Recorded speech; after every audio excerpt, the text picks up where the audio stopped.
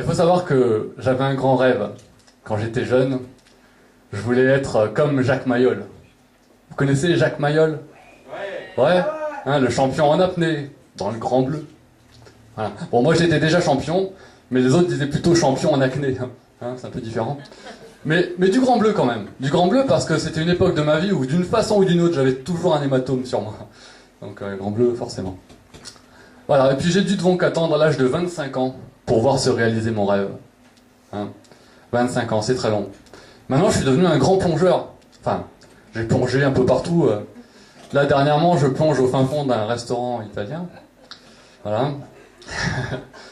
Et là-bas j'ai rencontré des gens très intéressants. Hein. J'ai rencontré le cuistot, bien sûr, un Italien très sympa, qui a passé quelques années sur Marseille. Donc du coup il a un accent très particulier. Et le côté italien je l'ai deviné assez vite. Le côté marseillais je l'ai su faire la première fois où il m'a passé un savon. Voilà.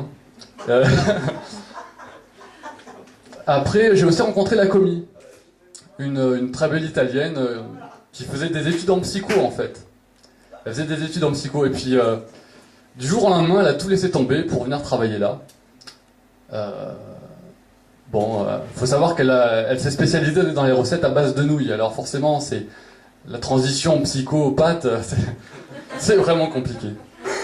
Enfin voilà. Et enfin bon, je me suis quand même mis à travailler à un moment donné. Hein, j'ai nettoyé des poêles, des casseroles, des marmites, enfin tout le tralala. Et d'ailleurs pour les poêles, d'un moment j'ai voulu me faire épiler intégralement. Hein, je vous laisse deviner pourquoi. On m'a dit que ça allait plus vite sur les poêles, bon, c'est pas grave. Enfin voilà, donc cela dit, le boulot n'est pas très intéressant, il faut le savoir. Ce qui est intéressant, c'est qu'on entend les commandes depuis la plonge. Ça, c'est intéressant. Ça donne des trucs comme ça. 2 fois 3 gésiers pour la 9. 2 fois 3 gésiers. Les mecs, ils font des maths, en fait. Ils se lancent des petits calculs comme ça. Alors, attends, hop. Hein, moi, je m'attendais à que le cuistot lui renvoie un calcul du cuisinier.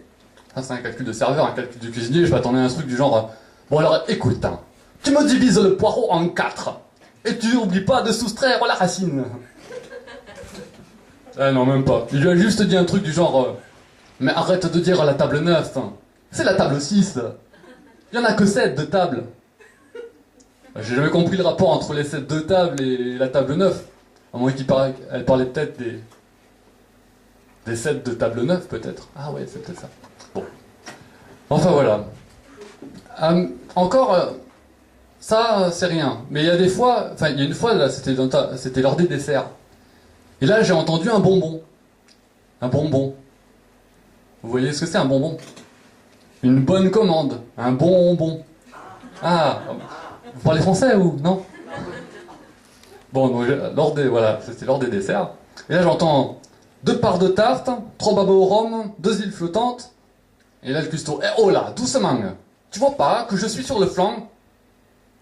Lors des desserts, sur le flanc, enfin... Après... L'autre, il a continué, il a fait... Et 5000 feuilles aussi. Bon, alors écoute, hein, pour les 5000 feuilles, t'as qu'à aller à la photocopieuse, elle est au fond du couloir, là-bas. Bon, après il s'est repris quand même. Et c'est pour quelle table, les 5000 feuilles?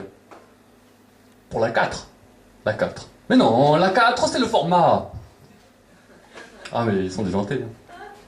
Et encore, là, je vous l'ai fait gentil, hein. Je vous l'ai fait gentil. Parce que normalement, ils utilisent beaucoup les abréviations. C'est-à-dire qu'ils disent pas une part de tarte, ils disent une part. Ça donne des trucs comme ça. 3 parts, 2 fois et un cassoulet. 3 parts. Mais 3 parts de quoi? Ben... 3 parts de tarte. Et 2 fois. Ben non, 3 fois une part. Oui, donc il y a 3 fois une part. Et 2 parts 2 fois. Ben non, c'est 1 fois 3 parts. Et 1 fois 2 fois. Bon, du coup le cuistot prépare les parts. Et envoie les fois. Le serveur a les fois et part. Le cuistot, t'oublies rien parfois. Ben, j'ai les fois 7 fois. Et les parts à part. Bon, du coup, vous suivez? Ouais. Non. Bon, du coup, le serveur a dû garder les fois. Enfin, non, le cuistot a dû garder les parts et surtout garder la foi. hein, vu que l'autre a tout amené une part à la fois. Voilà, j'ai fini.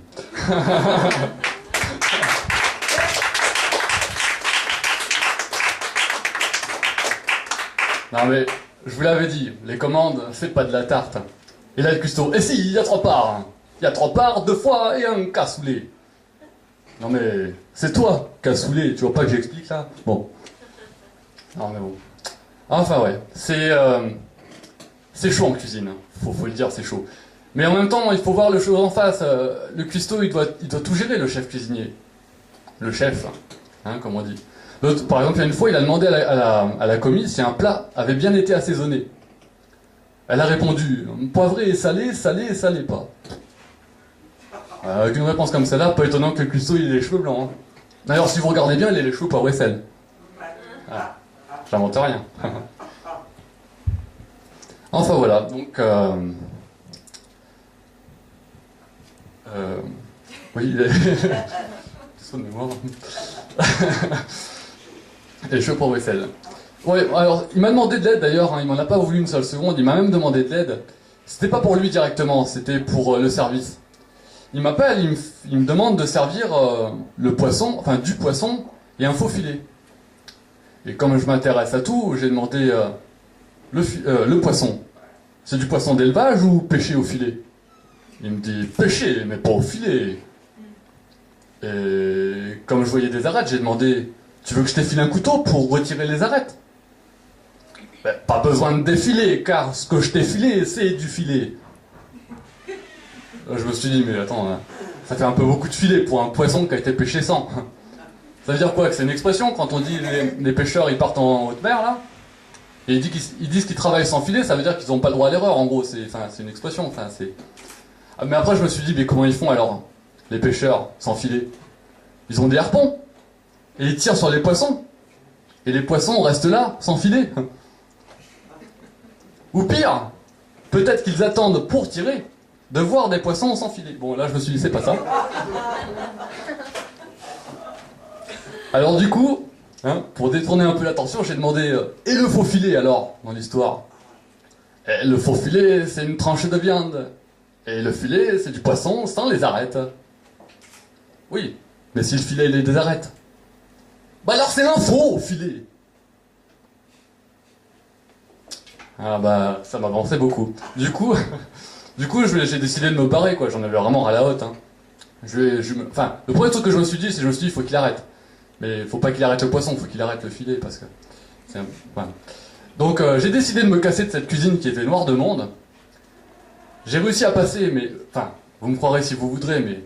Pour pouvoir passer... Enfin, non, pour pouvoir filer... J'ai dû me faufiler. Pardon, excusez-moi, pardon. Et voilà. C'est compliqué.